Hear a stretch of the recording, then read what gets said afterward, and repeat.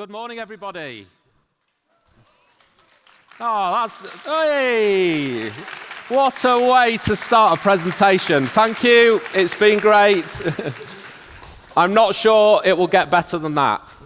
I'd just like to go back to the display that we've just seen and draw on some of the elements that sometimes we don't see that go on behind the scenes. That display was incredible. And I've been to a number of different conferences, and I have to say that is by far and away the best display I've ever seen.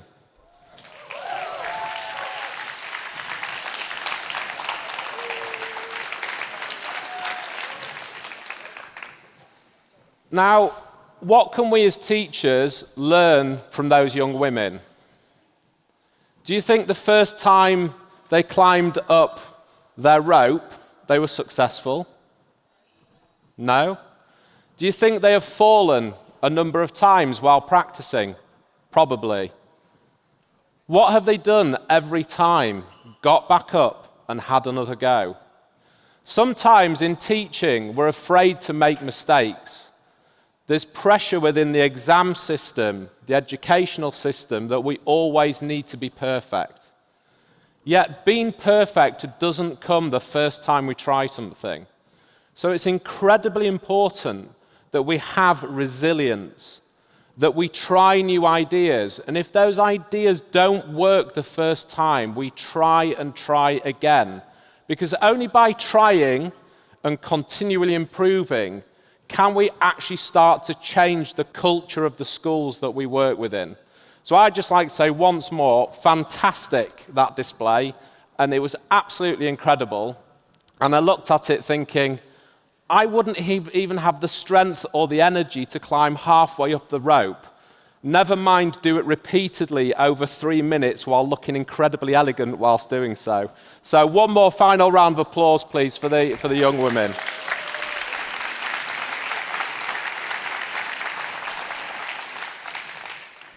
So why am I here today? I was kindly invited by Katrin to talk about how do we actually start to create a whole school physical activity culture.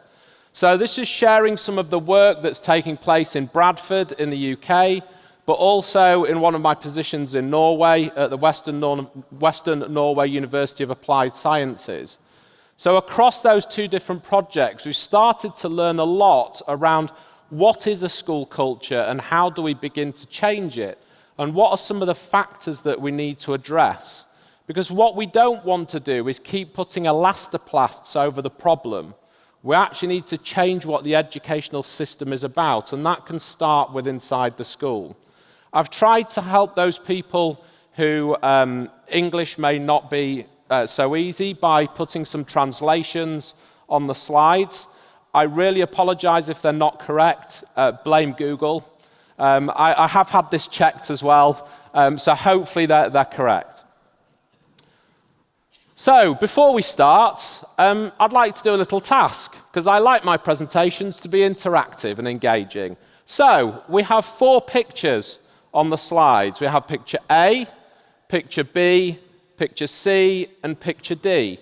I would like you to create the letter, so standing up, which picture best represents the school that you currently work in. So which picture best represents the school that you're currently working? So on your feet, let's see how many we've got. So we've got, great, thank you. We've got some A's starting to appear. A. A's, more A's. Are we all going for A because it's the easiest letter, or it's the most accurate representation? Put your hands up if you're a B. Anybody a B? Okay, a few. C? Excellent. D? Wow, a really nice mix. Okay, everyone can sit down. My next question: if you were a child, which photo would you want your school to be? So back up again. If you were a child, which photo would you want your school to be? C, okay, we're getting quite a few C's, D's, A's. Anyone going for B? Put your hands up if you're going for B. No, okay, great, thank you. Right, sit down. So that's a really cheeky exercise for me to understand who I'm talking to and how good the work is that you're already doing. So quite often, school environments look like this. Yet, we know they are not the best way to learn.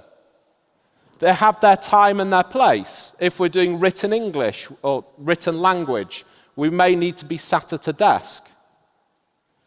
But actually, if we're learning number bonds, so how do you add two numbers together to make another number, why do we need to do it sat at a desk? Why can't that be done outside on the playground or in a forest? The challenge is, how do we change the educational system and therefore the environment within the school to help facilitate teachers to work in the following way? Now, I am aware that in front of me I have an audience who is passionate about being physically active. You want to change the environment for the better for your pupils. Do all of your colleagues feel the same? Because we cannot continue to work as isolated teachers within a school, doing great work, but expecting our colleagues to start to embrace that work and change their practice. So some of my talk today will focus on how do we start to increase the reach and the effects across the school system. Sadly, this was a study that we did in England where we asked children to draw pictures of them learning. And this was a common response. So this was a young girl in a rural primary school in England, and you can see the thoughts coming out of her head are, I'm tired. She's thinking about playing after school. She's a bit confused about what the teacher's saying and that she's hungry. That actually there's not very much in her head going on around the actual learning that's taking place. And that's because in other pictures, what we were seeing were that teachers were standing at the front of the classroom instructing pupils. It wasn't a two-way interactive process, which we know is far better for pupils' learning. So, before I go any further, I do have to put a warning on my presentations. Because sometimes, we all know Nutella, and a good international brand, everyone loves a bit of chocolate spread. Yeah? So, some people might think my presentation's like Nutella. Absolutely brilliant, on the money. Marmite? No, so Marmite is, you either love it or you hate it. Okay? And that's fine. I'm here to make you think. The final group might be like Twiglets. So Twiglets are crisps covered in Marmite. You find you've eaten the whole packet, but you still don't know whether you like them or not. And again, that could be how you feel at the end of this presentation. So I'm here not necessarily to be liked. I want to make you think, ooh, really? Or, I'm not sure, but actually I'd like to hear more. Okay, it's about pushing your thinking, about thinking differently within which the schools within which we work. So, why childhood? Why do we need to start with children? We get told that physical activity is so good for us, it's great for our health, both physically, mentally, and socially. It's good for academic performance. But actually, it's about setting children off with good habits. So if we follow this line here, I'm going to go on the orange line. If we follow the orange line, this is the amount of effort it takes to change the wiring in our brain, to change our habits. If we take then the green line, which is this one here, that's the brain's ability to change. So if we look at the early years, we can see the brain's ability to change is extremely high. So we know that in preschool, even more important, but during the elementary or primary school years, the brain has lots of opportunity to change.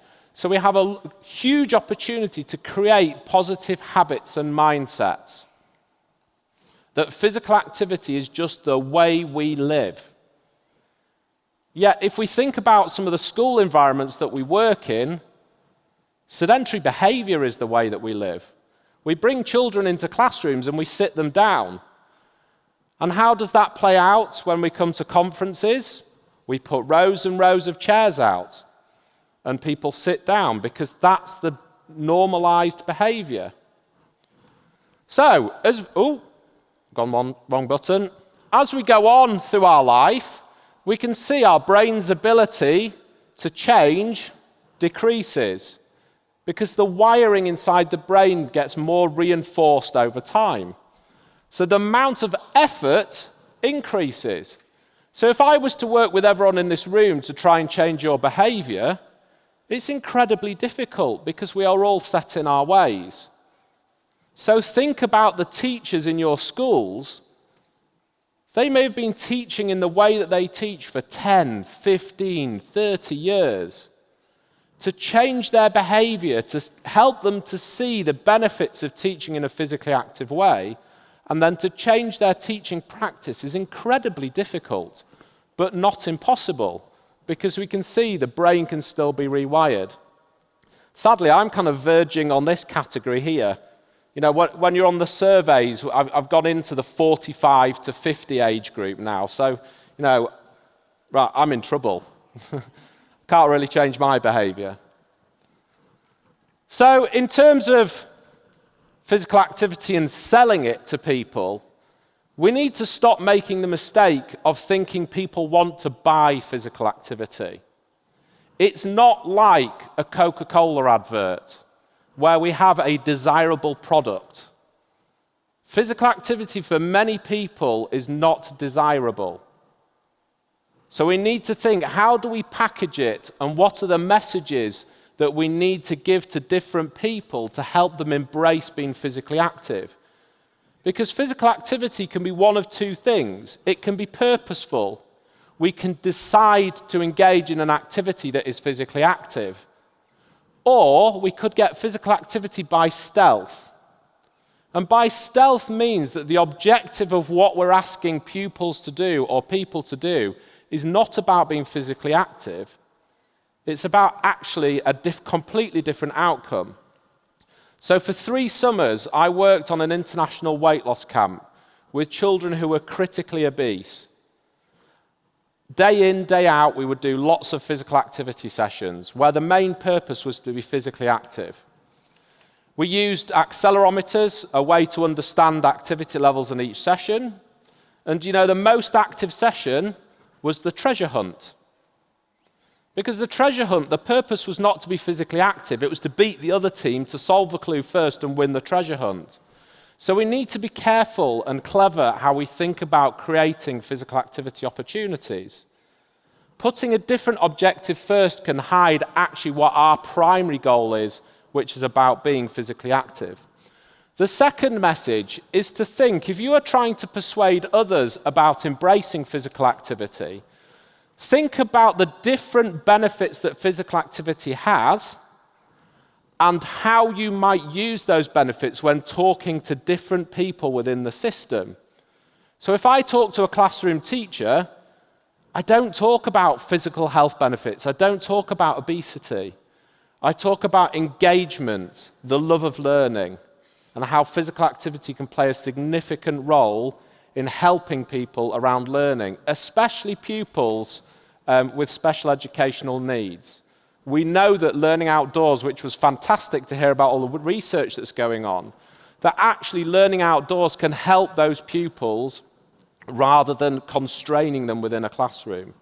If I'm talking to a head teacher, they're probably more interested in the KPIs, the key performance indicators. That's educational outcomes generally. So try and get hold of some research, and this is why it's so great that you've got schools working in partnership with researchers and politicians, draw on the researchers to say to them, please help us. Give us a one-page summary of the effects of physical activity on academic performance, because I need to persuade my head teacher. The same goes at the political level as well. How do we influence politicians? And you guys are way ahead. Like, you've got the politicians on board already, but keep demonstrating that link between physical activity, academic performance, engagement in learning. So, time for a quick experiment. Bit of an interlude. So I'm going to invite Maya up on stage to be my live translator. So, fantastic. Right, because I'm a scientist, I have to do experiments when I do talks. So we're going to split the room in half. So if you're on this side of my arm, you're side A. And if you're on this side of the room, you're side B. Okay. Because we're going to have live translation, you can take your headset off. Jaa, ehk siis meil on A ja meil oli B, jah? Said sellest kõik? We have A and B. Did everyone understand? Jaa, sellest said kõik aru. See on rahvusvaheline märk. Yeah, it's an international sign to get up. Yeah, get up. We're going to do some exercise. So put everything down, pens, papers. Soojendustressi võib maha võtta. This is self-guided, so if you have a medical condition, please feel free to sit down and not engage. And it's completely acceptable. Ehk siis pange kõik asjad ära, kes tunneb, et võib-olla rahmeldamine ei ole täna tema teema, siis võib rahulikult istuma jääda, aga tehke ikka kaasa. Okay, are we ready? Yeah, we're ready. Okay, sit down. Istu. Ja. Stand up.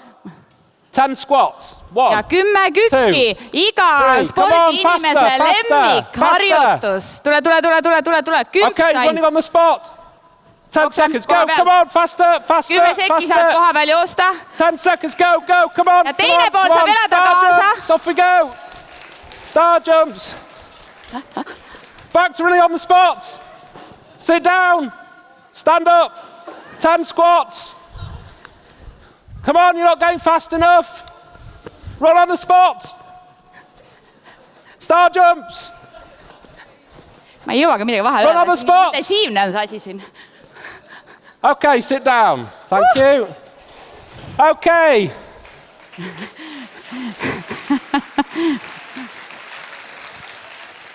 Have you noticed this side is very worried? Okay, side B. Ega pääsu ei ole. Olge nüüd tublid. Okay, I would like you to copy what I say. Ehk siis kõik, mis tema ütleb, teie siis teete seda järgi. Ready? Okay, sit down. Stand up. Left arm. Right arm. Sit down. Stand up. Left leg. Right leg. Left arm. Right arm. Okay, we're now going to do the opposite. Ehk siis vastupidine, kui on parem käsi, on hoopis vasak käsi, kui on parem jalg, on hoopis vasak jalg. Ja kui sa öeldakse tõuse püsti, siis sa tegelikult istud ja vastupidi. Okay, sit down.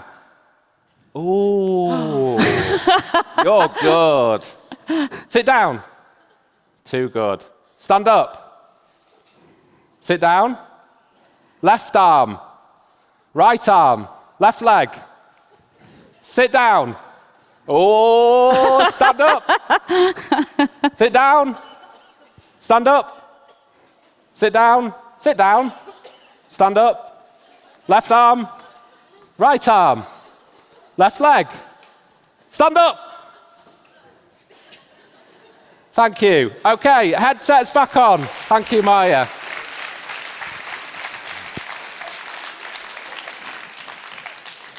So the question is, what did that very quick experiment just show us? Was A more enjoyable or B? B. Why? You have to think. Cognitive engagement. Socialization, because we felt in it together. I purposefully drilled and isolated individuals so that engagement and fun dropped. And you can see the smile goes upside down. The underlying message is we need to be careful how we integrate physical activity in schools. Your job as a teacher is to set pupils up for lifelong success. If we think about that in terms of physical activity, if we drill pupils with exercise that adults tend to do, we will kill the fun and enjoyment. We need to be creative and think, how do we actually design physical activity so it engages people? So typically, when we think about physical activity, and this tends to come from policy, we focus on three things. We focus on how do we design the best session to improve the movement skills, so the fundamental movement skills of children. We design it based on we need to improve their fitness because fitter children do better. And finally, minutes of moderate to vigorous physical activity. The World Health Organization say children should do 60 minutes of physical activity a day. Well, I could design that really easily. Take an hour out of the day, get my stopwatch, have a running track, start, you stop when you've got 60 minutes. Would that be fun and engaging? Is that setting a lifelong passion and relationship with physical activity? No. So do not design your physical activity based on policy outcomes. Design it based on what pupils actually need. A cognitive challenge. We know that children enjoy being challenged cognitively. Why do boys play computer games? Because they like cognitive challenges. They like competition, success. Socialization, an opportunity to be with people. And finally, it has to be fun. That has to be the number one reason behind how we design our physical activity. Because if it's not fun and engaging, it's very unlikely that children will continue to be physically active. So what does that look like? So passion and fun drives everything. Building opportunities to be social and for cognitive challenge. And if you get those right, fitness and fundamental movement skills will improve. And finally, will lead to the public health outcome that health researchers look for, which is minutes of moderate to vigorous physical activity. So think about it in this way. What is the motivation that we need to focus on, and how will they help us achieve the byproducts that meet the policy goals that everybody asks for? So moving on to how do we shape this within a school environment? First, we need to stop parachuting in individual interventions. So what we know from 20 to 30 years worth of research is that if we go into a school and we say to that school, we want you to do physically active learning, so integrating physical activity into academic lessons, that it's fine while the project is running. When the project finishes, that falls away, because key things haven't been changed within the school culture that helps to sustain that over time. So it's important that we don't just drop in these individual programs. We need to look at the school as a whole. It's great. I was seeing your arm, you were talking about that. Great. You gave me a bit of a clue to do that. Thank you. So what does that look like? Well, an individual intervention is like a brick. We might then go to the next level, which is where the research is at the moment, which says, well, actually, let's just stack lots of bricks up. So we'll do active recess, we'll do physically active learning, we'll improve physical education. So more bricks is better than one brick. But the problem is, if you build a wall without anything to hold that wall together, it is very easy to knock that wall down. A new head teacher comes in. There's a slight shift in school policy. The inspirational teacher that's been leading it leaves. And we see this time and time again. To build a wall, we need to have our bricks, but actually it's the cement that sits between the bricks that holds the wall together. So we need to think, what is that cement? What is it that glues everything together that if we go and try and push that wall over, it stays firm? And that's where I'm going to go for the next 10 minutes.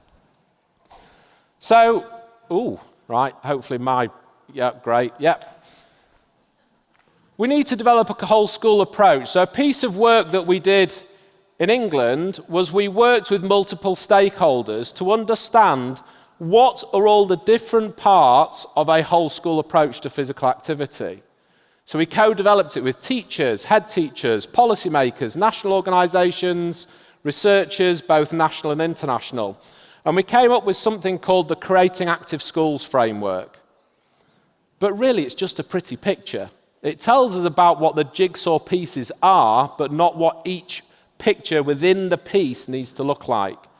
But when we sat down, once the framework was ready, we brought it down into 4 things.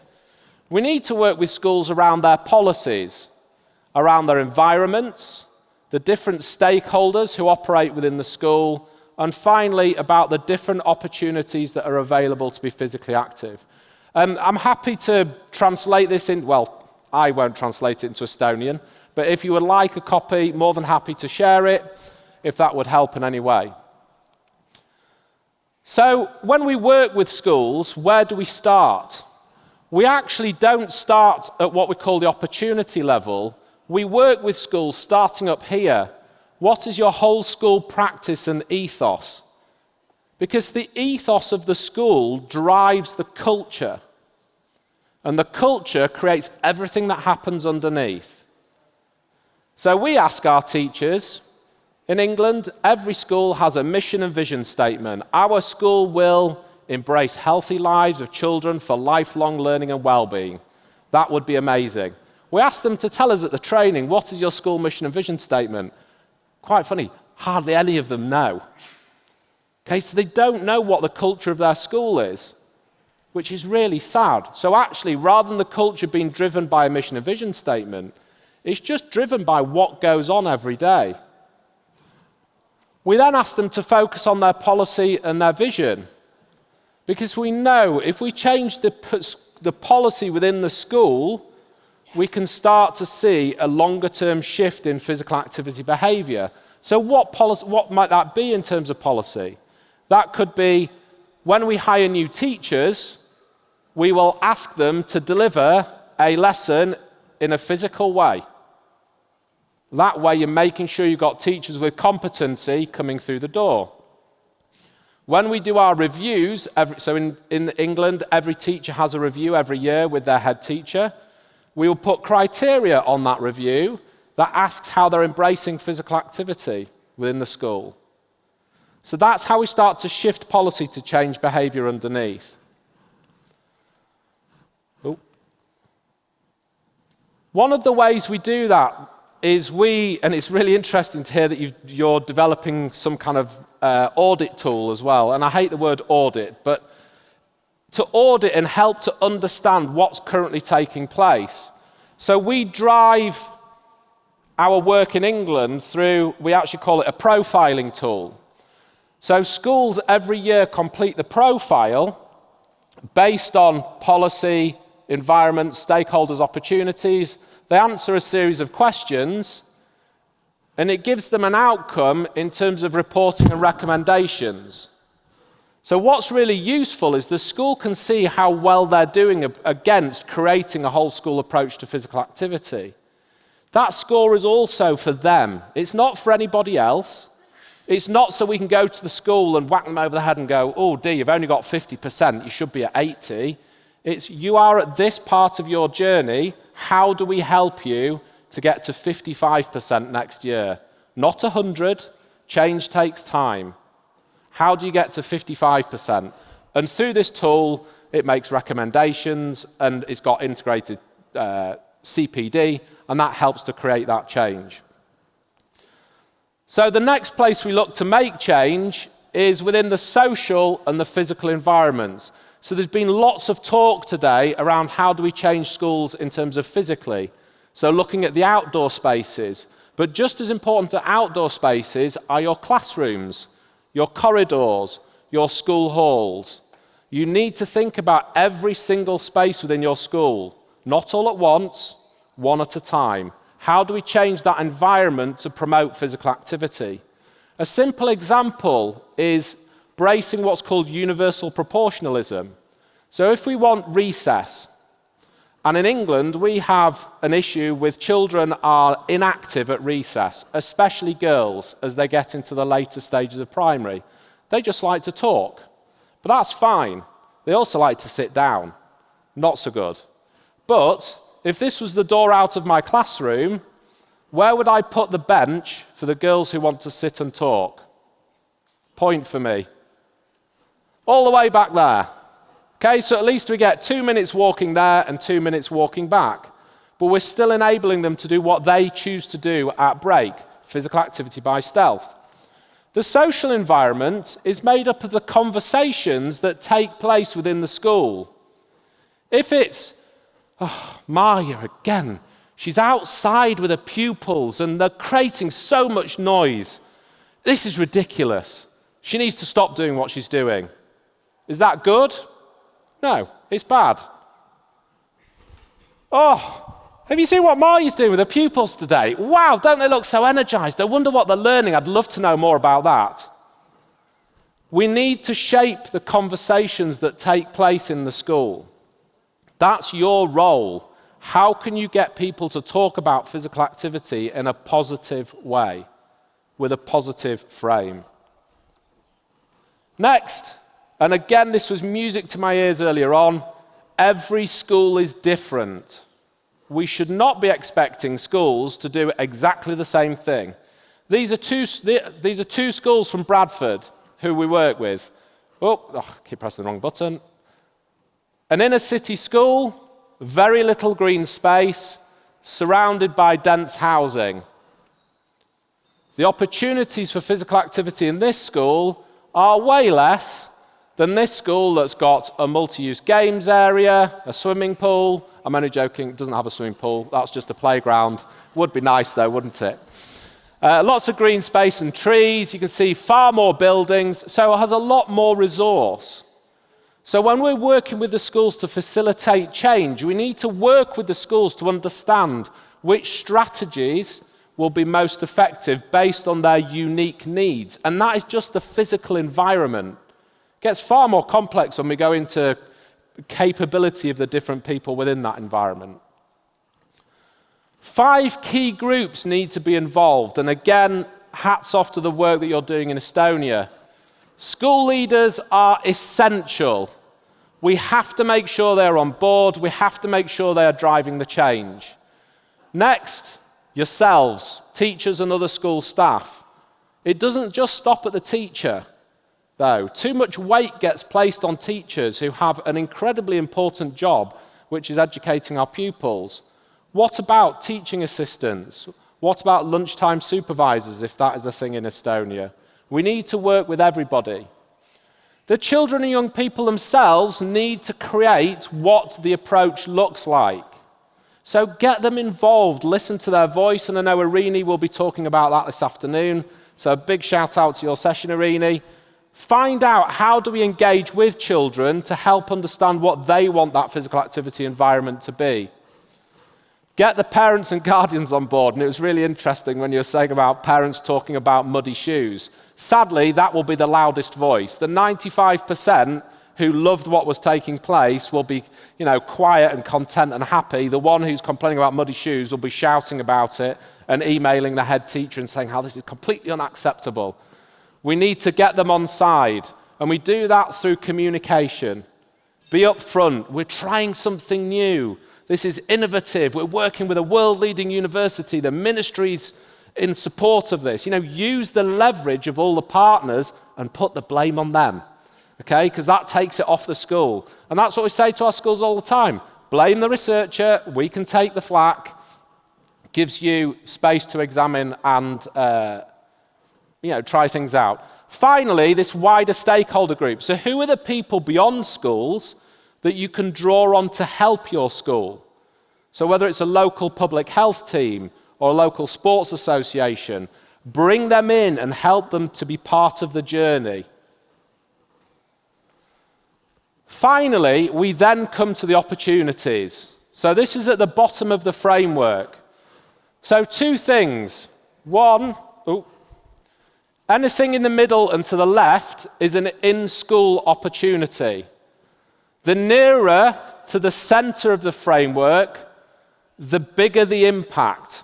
So by far and away, the best investment to increase physical activity, bar none, is curricular lessons. And the reason for that is it's a long period in a child's day. Research time and time again shows that curricular lessons are the most inactive part of a child's day. So if we can add just 2 minutes in every lesson, that can add up to 6 to 10 minutes. In terms of public health, a 10-minute gain in physical activity each day is huge, absolutely huge. And the best thing is you don't need to sacrifice the academic content because it can be integrated within the movement. Physical education, very important, but it's already active. So actually anything we do is pushing activity even further, and it should not be to the detriment of developing fundamental movement skills, because if we actually just put physical activity into PE and we ignore the development physically, actually we're not placing children in the best place to have a lifelong relationship with being physically active. Break and lunch, so again, great to hear about your outdoor recess. I'll tell you what, I would love to live in Finland, wouldn't you? 5 times outside, 15 minutes a day. Wow. Okay, that's incredible. We're at 15 minutes in a morning, and if it rains, can't send children outside if it rains. They might get wet. And then events and visits. When we go this way, so we've got before and after school clubs, active travel, family and community. Schools can influence these areas, but they can't control them. Because actually the behavior of a pupil here is controlled really by the pupil and the family. So the school's job there is to try and do the best job they can, put on really exciting and engaging before and after school clubs, put into place active travel strategies. One of the best ones I've seen in Scotland was around the school. So in England, we have what are called double yellow lines. And if you place a double yellow line on a road, a car cannot stop. There's no car parks in the schools.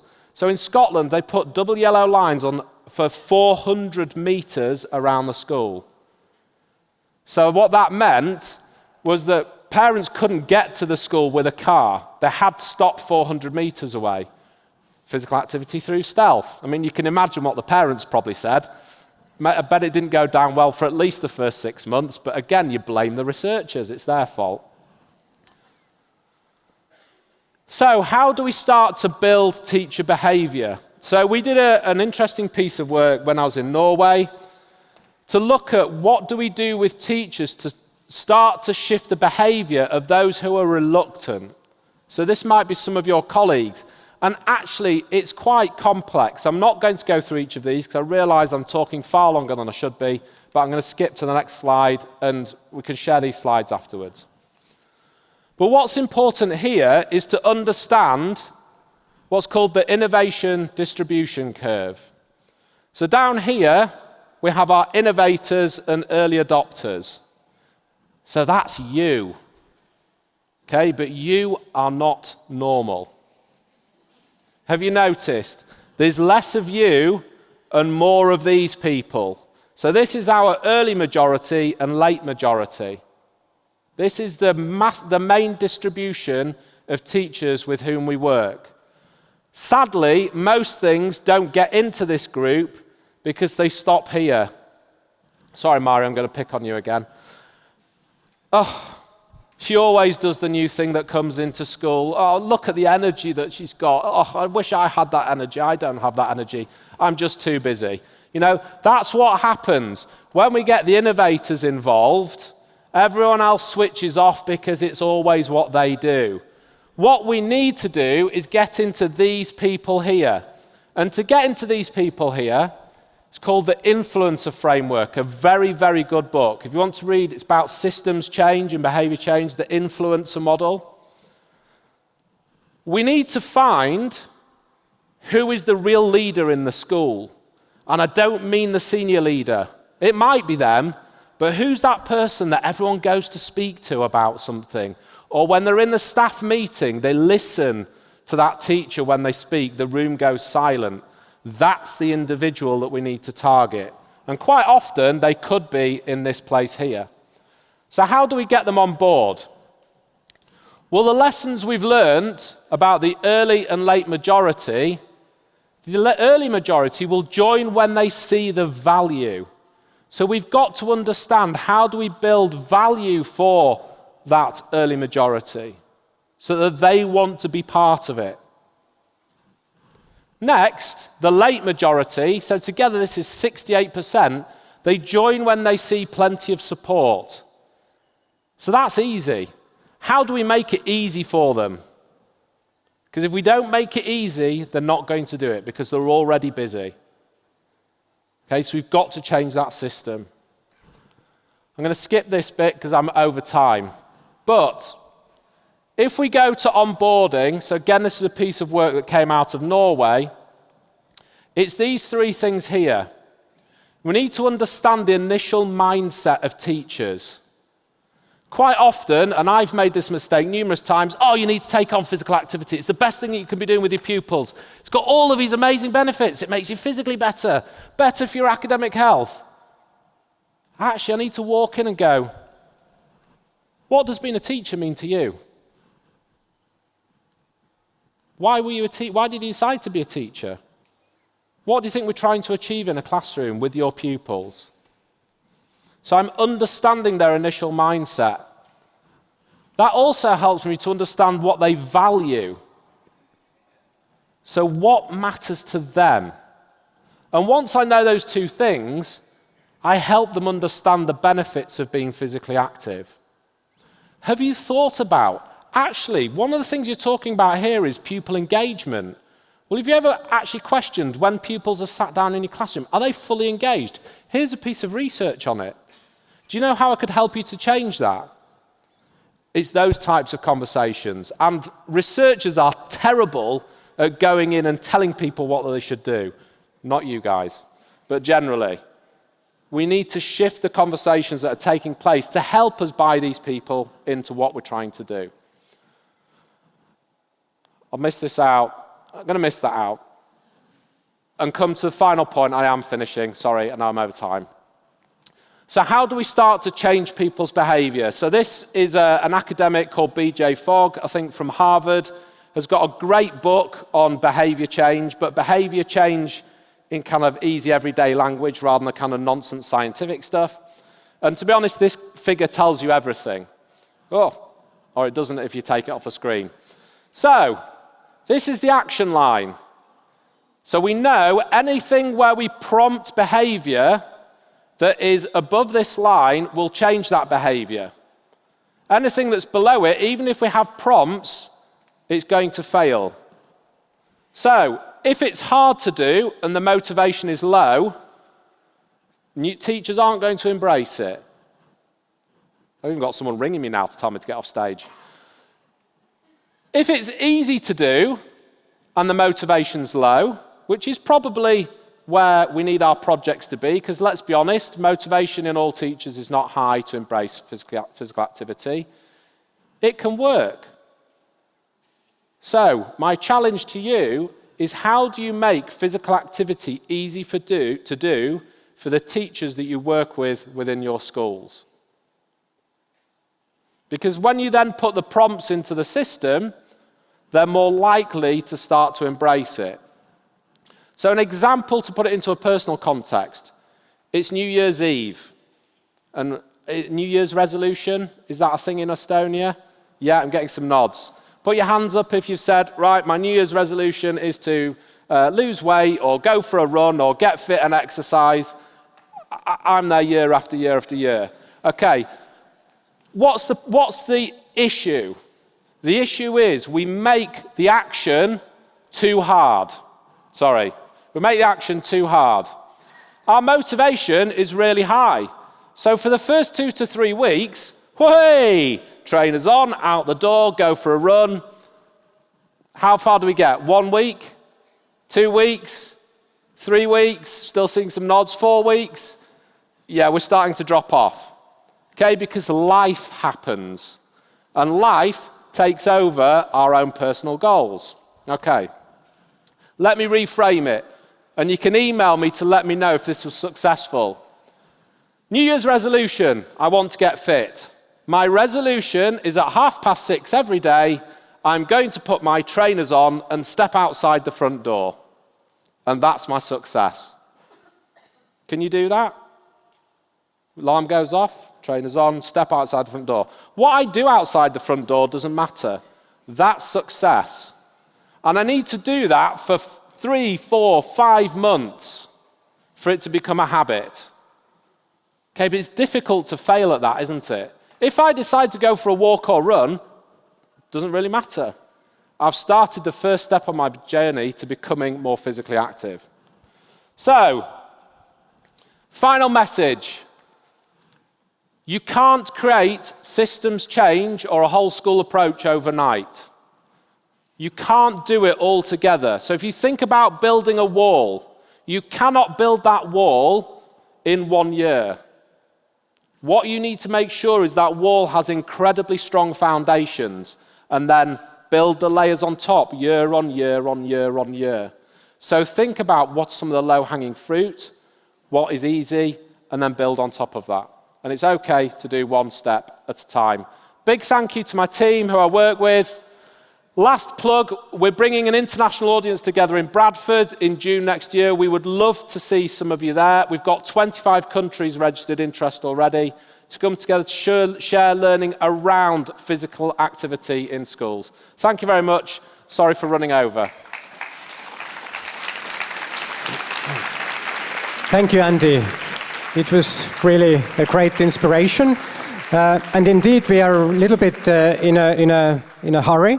But still, one question to you. Like you said, that changes take time, and motivation necessarily, wouldn't stay as high, even for these who are very highly motivated. So, do you have one suggestion for those people who have been maybe already some years doing this, and how to keep the motivation up and still keep things going? How to keep the motivation up? I think celebrate what you do. Quite often, we do lots of new things and it just becomes part of being normal. And I think actually taking time out to celebrate the wins is really important. So, a good example of celebrations are the posters at the back of the room. I'd really encourage people to go and read those. There's some fantastic learning on there. But if you keep doing things in your schools and you don't take a moment to stop and reflect on the journey that you've been on, how things used to be and what they look like now, that's probably why motivation drops, because we just think it's the new normal. It's not the new normal, it's something you've worked hard to create. So you need to stop, reward yourself and celebrate. Thank you. Tehkää postereita. Thank you. Thank you very much. Thank you.